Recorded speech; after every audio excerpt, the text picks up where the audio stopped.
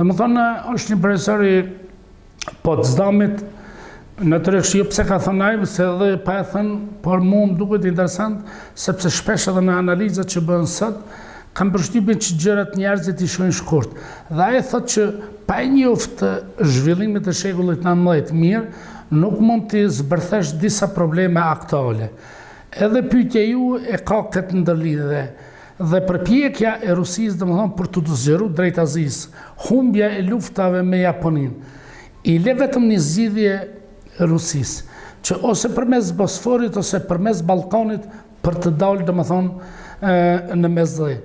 Dhe me që te Bosfori kishte perandërinë osmane përkatësisht, mbrapa saj ishin edhe interesat për ngushticat vetë Britanisë së Madhe, përqendrimi i Rusisë do të bëhet në Ballkan. Dhe pikë kthese ose momenti kur fillon ndikimi i saj të ndihet në Ballkan, pa diskutim është kriza lindore 1875-1878. Dhe kjo është ajo piknisja ku Serbia kërkon Rusia kërkon klientel në Ballkan.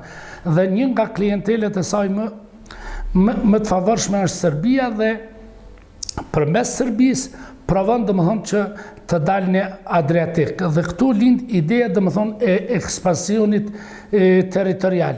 Dhe natyrisht në këtë ndeshje është edhe Austro-Hungaria mirë, po çështja ka qenë që në atë kohë duke qenë që konceptet evropiane, raportet evropiane nuk janë sikur që janë tani, Rusia ka arrit me gjetë edhe në brenda fuqive të mëdha. Ka gjetë aleate, ka gjetë Francën, ka gjetë Britaninë e Madhe, dhe nisur nga kjo premis, ka mund të realizoj interesat e veta një pas një, edhe në konferencën e Shën Stefanit, edhe kongresin e Berlinit, më pas edhe në konferencën e Londrës. Dhe pikërisht konferenca e Londrës është momenti kur Serbia ka kriju çështën e Kosovës, duke mbështet Rusia, duke mbështet Serbinë, domethënë pretendimet e saj territoriale. Një gjë që s'ka mund ta realizojë në atë kohë, për shkak se ka hasur në rezistencën e fuqishme të Austro-Hungarisë, ka qenë dalja e Serbisë në detin Adriatik.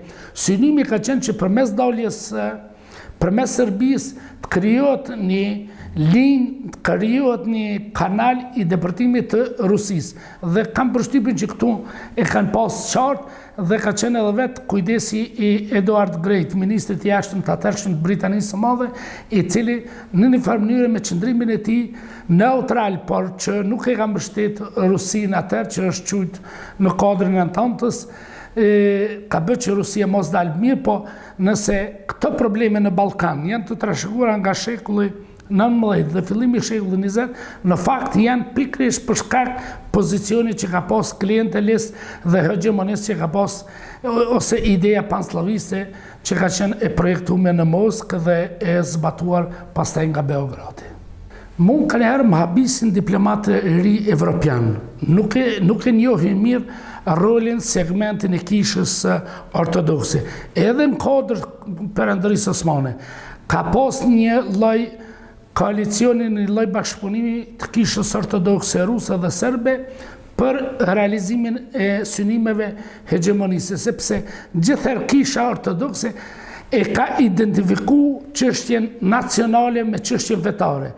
Dhe edhe në luftat e viteve 90 këtij shekullit kaluar, kisha ka qenë në shërbim të politikës, dhe edhe në Rusi është e njëjta gjë që vlen. Dhe mbi këtë premisa edhe kisha serbe sot që pretendon domethënë për të arrit koncesionet të reja në Kosovë, nuk ka të bëjë me çështjen e të drejtave serbe, por ka synimin domethënë për ta çmontuar shtetin e Kosovës dhe për ta realizuar idenë e Serbisë së Madhe, sepse siç e thot një historian serbe, Latin Kaperović, ekzistenca e shtetit të Kosovës domethënë është pengesë për idenë e Serbisë së Madhe. Dhe në këtë kontekst, kisha serbe është një instrument i fuqishëm, ose instrumenti i tretë krahas elitave politike, instrumenti i tretë që i shërben projektit të shtetit të madh. Dhe kështu ka qenë edhe në kohën e Miloševićit, kështu ka qenë edhe në periudhat e mëhershme.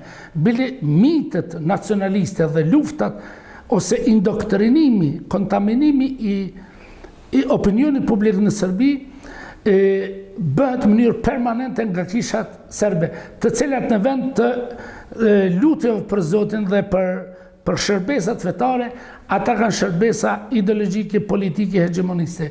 Dhe kisha thjesht është një instrument politik që i shërben politikave, dhe më thonë, ekspansioniste. Dhe ju e patë edhe në deklaratën e fundit, patriarkut serb, dhe më thonë, nga Kosova këtu, a i flet për gjërat të paqena, dhe më thonë, sepse këtu kemi edhe prezencë ndërkombëtare, por njëkohësisht a i flet edhe me mesazhet e Vučićit, që Vučići do vi dhe nuk do e dëgjoj Evropën. Por unë mendoj që nuk është këtë faji as të kisha serbe, as të Rusia. Unë mendoj që sjellja evropiane ka qenë tepër e ngadalshme, karshi Ballkanit. Duhet ta pranoj që Bashkimi Evropian po flet që 35 vite mas rënies së murit Berlinit për integrim evropian. 35 vjet janë, 45 vjet ka zgjat lufta e ftohtë. 35 vjet janë hapësirë madhe. Domethënë Bashkimi Evropian ka ecë me hapa të breshkës. Dhe këtu ka kriju një gap të cilin e ka shfrytzuar Rusia për mrekulli. Gapin e njëjtë Rusia ka shfrytzuar edhe në rastin e Kosovës, ku disa vende të Bashkimit Evropian, duke mos e përkra Atisarin, duke mos e përkra pavarësinë, në fakt e kanë minu suksesin e perëndimit në Ballkan dhe në Kosovë. Dhe unë shpesh them që këtë qasje e vendeve të BE-s, sa e ka dëmtu Kosovën, e ka dëmtu edhe vetë pozicionin e Bashkimit Evropian. Dhe kjo situatë që krijohet, kjo paqëndrueshmëri që krijohet, në fakt duhet të kërku përgjegjësinë edhe në pjesë të Brukselit. Sepse Brukseli gjithherë ka ndjek politika klienteliste në Ballkan dhe Serbia nuk është ndihmuar që ta ketë një përballje reale me të kalumën. Dhe mbi këtë bazë shikoni vetëm fakti që neve na imponohet në kampusin e universitetit me majt një kishë të cilën e ka inauguru Arkani. Unë s'kam kur gjonë ndaj objekteve kishtare. Pa ajo është një kish e Arkanit ose e Miloševićit. Dhe çfarë kërkon një objekt i kultit brenda një kampusi të universitetit. Dhe ju kur nuk e keni pa kishën serbe të marrë një distancë, një pozicion distancues nga ajo që thuhet që kisha është bë pa interesin ton, pa mision fetar, ka pas synime, domethënë për t'i për t'i injoruar shqiptar, domethënë. Unë mendoj që e thotë edhe një autor i huaj, kisha ortodoksi serbe ka qenë edhe qendër e antisemitizmit. Dhe vetë krijimi i shtetit serb dhe zgjerimi nga Pashallok i Beogradit është nisë mbi këto premisa, spastrimin etnik, luftimin e pakicave dhe mbi gjitha këto, dhe mrapa këtij projekti në mënyrë permanente, në mënyrë kontinuele ka qenë kisha serbe, e cila natyrisht që ka pas përkrojnë edhe kishës ortodokse ruse dhe çarçeve politike ruse në Moskë. Mua më duket, po e them shumë sinqerisht shumë, por mua më duket naivitet me prit që Serbia do të bëhet perëndimore, sepse në themelit e ekzistimit dhe të krijimit të shtetit serb gjithmonë kanë ekzistuar dy rryma, mes lindjes dhe perëndimit. Dhe kanë bërë një luftë permanente, por gjithherë këto janë përdor për të marrë privilegje dhe për të marrë bonuse si nga lindja si nga perëndimi. Unë mendoj që Serbia duhet ta lënë të lirë të zgjedh për ku po don. Domethënë dhe kjo lutja që ja bëjnë, domethënë, mua më vjen keq, por Serbia e shfrytëzon në mënyrën ma brutale. Dhe e pash edhe me një dokument viteve 90-ta të Ministrisë Jashtme të Gjermanisë, si duhet të qasën Serbisë. Ishte gjatë luftës së Bosnës dhe okupimit në Kosovë. Edhe atëherë kishte pothuaj të njëjtën metodologji perëndimi. Duhet të afrojmë Serbinë, se është vend i rëndësishëm në Ballkan që të mos shkojnë nga Rusia.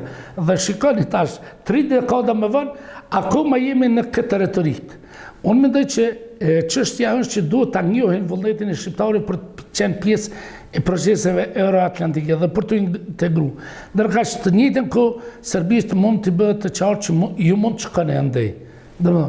Sepse unë mendoj që duke ofruar një perspektivë qartë euroatlantike për Kosovën, ti Serbin më shumë i jep një mesazh që vendet që zgjidhen këtë rrugë mund të kenë një progres.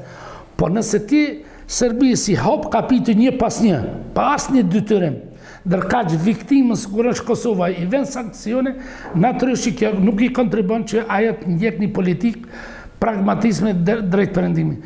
Krejt çfarë ka ndjekur mendoj që ka qenë politik klienteliste dhe një politik që ka lujt me kartën politike të njëjtën gjë, e pash edhe në dokumente konfidenciale gjermane, e ka lujt edhe Tadiçi që nëse nuk më përkrani mu, do të vinë do ekstremista. Të njëjtën gjë e përdor edhe Vučići.